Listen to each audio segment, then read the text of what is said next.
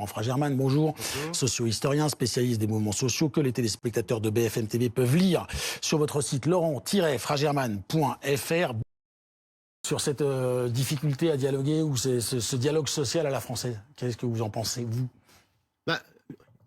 Ce non-dialogue social à la française, peut-être d'ailleurs. Ça s'est aggravé. Ça a toujours été un problème. Et ça s'est aggravé, notamment avec un président qui a considéré, Emmanuel Macron a considéré que tous les intermédiaires sociaux... Les corps intermédiaires. Voilà, les corps intermédiaires étaient à négliger, à dépasser.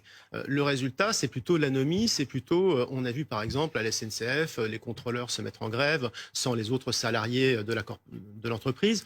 Donc finalement, dans plusieurs domaines, on a constaté que ça ne fonctionne pas. Mais je n'ai pas noté que le gouvernement, le président veuille changer. Sur les fonctionnaires, j'étais ravi d'apprendre que j'allais avoir une prime. Moi, ce que j'ai constaté surtout, c'était une baisse importante du revenu.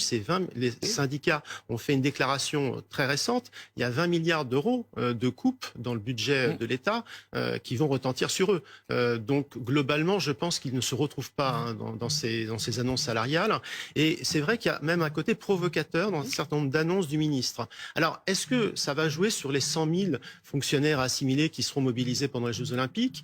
Évidemment, le gouvernement, pour les Jeux Olympiques, il va se concentrer sur des fonctionnaires qui ont un rôle immédiat. Et on sait bien que dans la fonction publique d'État, les policiers sont les champions de toute catégorie des augmentations depuis plusieurs années. Moi, je m'en félicite, c'est très bien pour eux. Mais on voit bien qu'il y a eu deux poids, deux mesures.